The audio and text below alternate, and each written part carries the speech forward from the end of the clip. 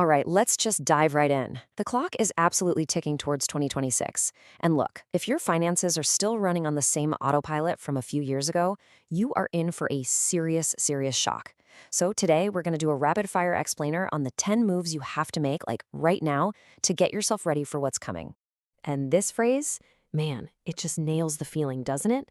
It's kind of like realizing it's suddenly December and you never once used that gym membership you bought way back in January. But this time, it's not just about a few wasted bucks. We're talking about your entire financial life as we head into a very, very different economy. The window to get your house in order is closing fast. Here's a way to think about it.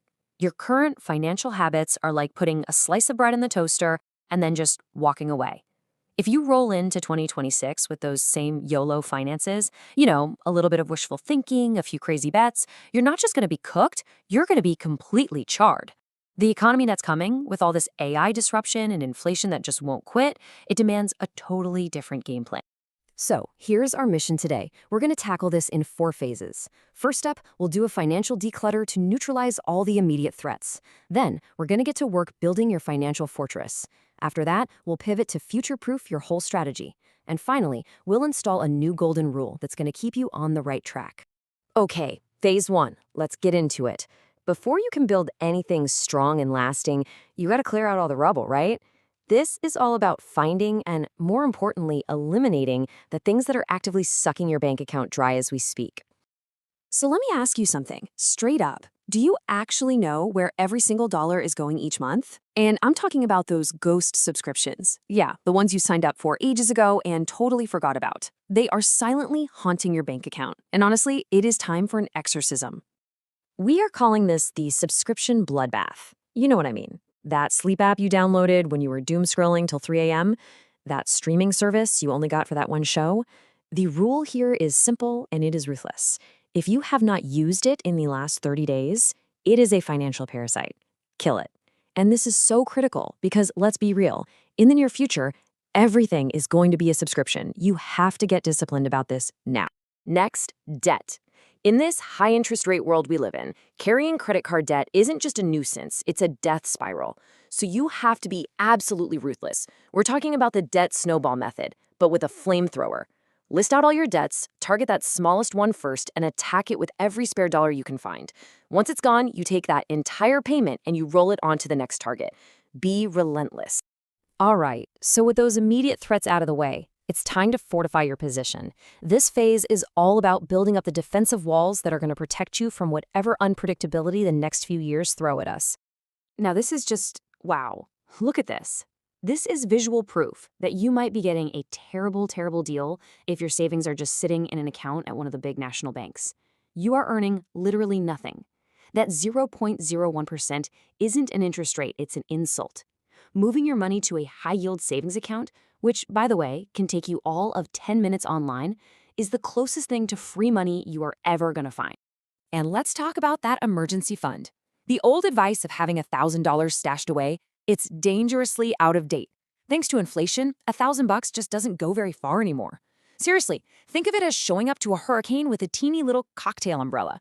The new non-negotiable standard is 3 to 6 months of living expenses, period. And this just illustrates the long-term stakes so perfectly. Funding a Roth IRA isn't just a smart move. It's insurance for your future self. It is literally the difference between the 70-year-old you who gets to play golf and enjoy life and the one who has to get a job working checkout for a robot manager named Zork. Making this move in 2025 creates a completely different reality for you in 2065. Okay, so we've cleared the deck and we've built our defenses. Now it is time for the pivot. This phase is all about looking ahead, making the offensive moves that'll help you not just survive, but actually thrive in an AI-driven world. A whole new category of subscription creep is already here, and it's called AI overhead. You've got ChatGPT for writing, Midjourney for images, Claude for analysis, and it adds up fast. I mean, by 2026, you could be paying for a half dozen of these tools. The move here is to consolidate. Pick one ecosystem that does most of what you need and just cut the rest. So, now that we've plugged all those financial leaks, let's talk about the single most valuable asset you have, your time. And I want you to think about this as a strategic investment. Identify one recurring task that just drains your energy, something you absolutely hate doing, like laundry. If it takes you 4 hours a week, what is that time worth? You can start a specific fund just to pay someone else to do it. This is your buy back your time fund. Because this is where the real magic happens. Once you've bought back those 4 hours, the question is, what are you going to do with that reclaimed time? You're not just buying convenience here. You are buying opportunity. And the answer is you use that time to invest in a skill that makes you robot-proof. Look, AI can write an email, but it can't genuinely empathize with a frustrated client. It can analyze a spreadsheet, but it can't negotiate a complex deal face-to-face. So double down on those uniquely human skills: communication, leadership, creative problem-solving, even skilled trades. That right there is your best hedge against automation. And this new, future-proof mindset has to extend to your investments. For 2026, your new mantra should be boring is the new sexy. If your portfolio looks anything like the chart on the left, heavy on speculative bets and a whole lot of prayer, it is time for a rebalance. You got to shift towards stable assets that actually generate cash. We're talking dividends-paying ETFs, solid blue-chip companies. In an uncertain economy, reliability is what pays the bills. So we've covered 9 big moves, but this last one, it's not just another task to check off a list. It is a new habit. It's the one golden rule that underpins and protects all the other progress you're going to make.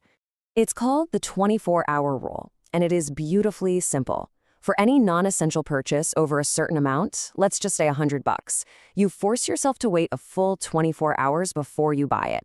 This one small step creates this critical gap between your impulse and your action. And it's in that gap that you'll often realize, you know what, I don't actually need that Bluetooth-enabled toaster after. And ultimately, that is what all of this comes down to. The economy of 2026 is going to be a wild ride. And these moves, they give you the power to be in the driver's seat. The alternative is being unprepared and just getting dragged along for the ride. The choice really is yours.